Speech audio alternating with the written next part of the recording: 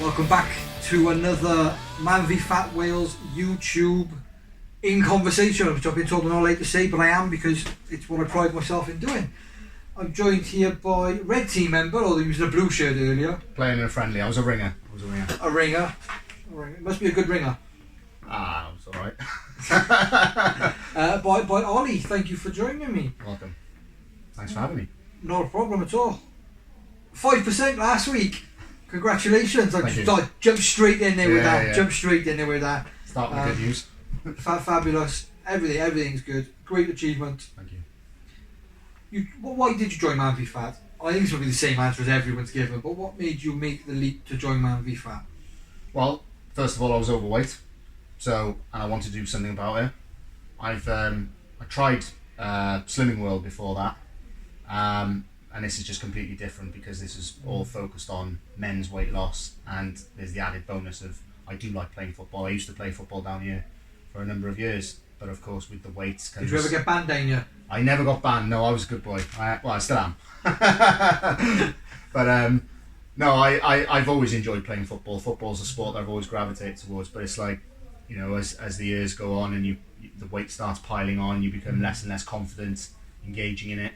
So and this gave me an opportunity to do kill two birds with one stone. I've never done that. to do two birds with one stone.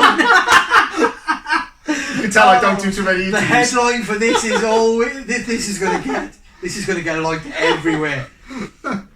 MANvFAT Wales podcast with Oli, doing two birds with one stone. Fabulous. Yes, I love the little slip of the tongues. They're great.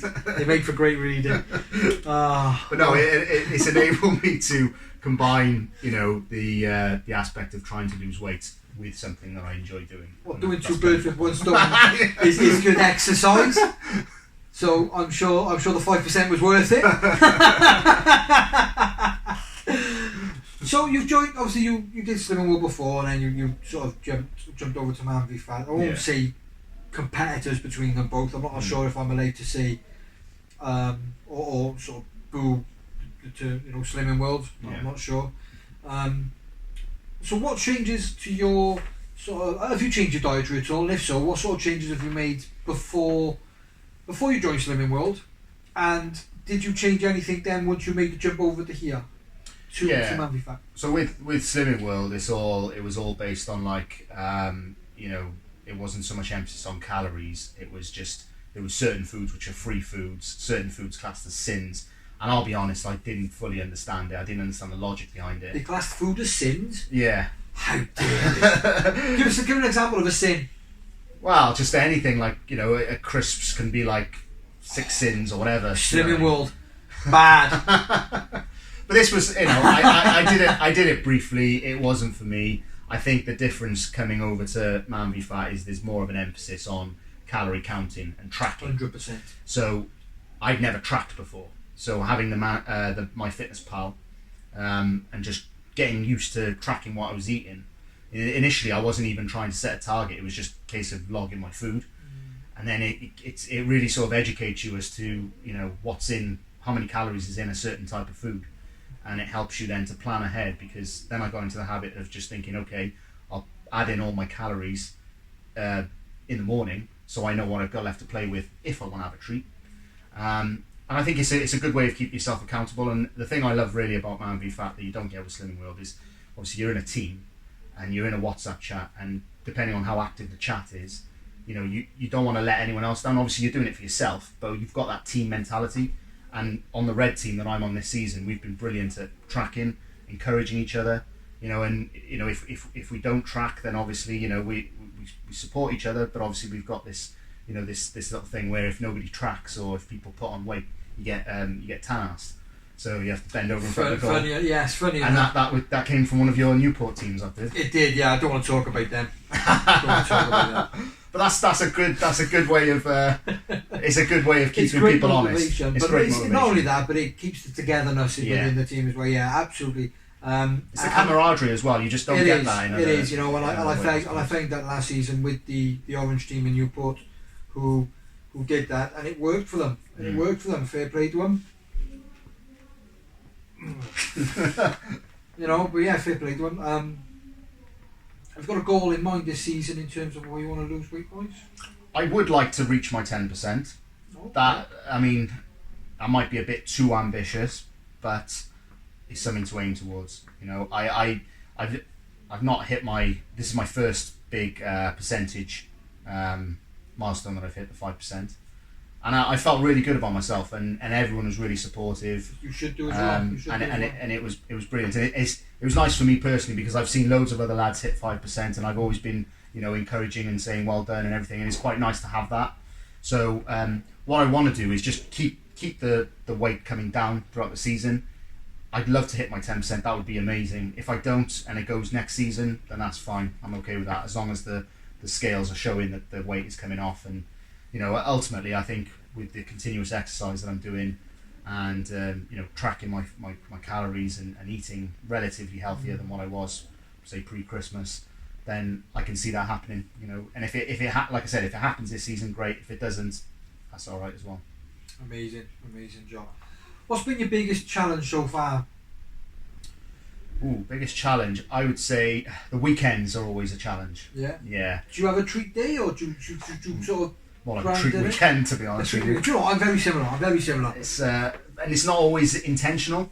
It's like, but like, you know what it's like on a Friday night. You finish work and it's been a long week, and you know there's a bottle of wine or a bottle of beer that's there to be opened, and then you sort of you snack, and maybe there's a takeaway, and then it kind of just spirals in. And I think this season I've been really good, sort of Monday to Thursday, and even Friday most parts. But then from Friday night to Sunday, it's kind of, I don't say it goes wayward, but I do overindulge quite a bit. And I think a big reason for that is I'm out of that routine of Monday to Friday where I'm in work, so I know what I've got to do.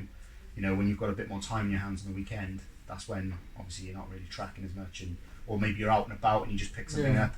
So it's that kind of thing where I think it's less rigid on the weekends, which is great because you need to relax a little bit and just overindulge every now and again. But it's maybe, I think the challenge for me is to limit the overindulgence from like 2 or 3 days to just 1 day. So I think that's probably the next challenge for me now. Okay, so just very briefly, I'm curious because obviously it's a Wednesday. Yeah. Here it is Wednesday, and yes, it's my day off work. That's why I'm here. Yes, it's a Wednesday here. You then start your calorie count tomorrow. Yeah. For Thursday. Yeah. And you do it. Obviously, you do Friday, Saturday. Mm-hmm. But if you then sort of have a treat weekend, say even if you just have it as a Saturday and a Sunday. Yeah. Not necessarily including a Friday. Do you find it very difficult on a Monday and Tuesday to rectify that? Are you concerned at all, or? No. I mean, I'm quite good at switching back on. Then Monday morning, I'm back in that routine, and Monday, Tuesday, Wednesday is usually my sort of strictest days on the calories. So I don't find it difficult to adjust. But Monday morning, I do wake up and I think, that was a bit of a heavy weekend on the treats front. So it is in the back of your mind that you're almost chasing those calories, and that's not always a good place to be. But I find that I do okay Monday to Thursday and Friday day to sort of not justify the Saturday and Sunday, but I can kind of get away with it for the time being.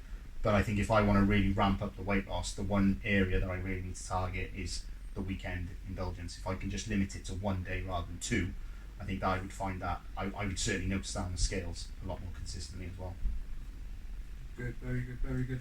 I was going to sort of talk about the community element of the programme here, but you sort of touched on it quite a lot already about the support that you have from your teammates and the support you've given. Oh, the boys here are brilliant. They're absolutely brilliant. Yeah. First visit here, and I can see already sort of the togetherness of quite a lot of you, and it's really good to see. So I'll end. So I know you've got another game now, so I'll briefly work it. If anyone's considering joining MANvFAT in general, what would you say to them? Do it. Take the plunge. Because it's obviously I wouldn't want to encourage anyone to join and then quit immediately. But it is you're not locked into anything. So it's not, if it's not for you, if it doesn't fit right, then that's okay.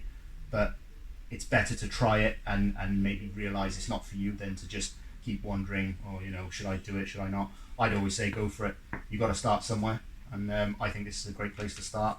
I'm continuing my journey. I know a lot of lads who've gone through they've gone through their journey, and and it's great to see the transformation in people, and I'm really looking forward to seeing that in myself. So yeah, if anyone's ever considering joining MANvFAT, I would say do it. And I think in South Wales we've got 4 clubs which are going to be opening up now, so there's plenty of options available, so definitely do it. Amazing. Yeah, you've touched on it, so good luck to all them new clubs that are opening, and good luck tonight, good luck on your journey. Thank you. And again, well done on the 5%, and I wish you all the best on your journey to the 10% mark, and we'll catch up on that. We'll keep an eye on this, we'll get on the journey with you. I'll have to save this video and we can keep a record of it to keep myself honest. We'll see how your journey goes between now and the 10%, and I'm sure a lot of people will be intrigued to see how you get on. But thank you for your time. Top man, thank you very much. Cheers, mate. Appreciate it.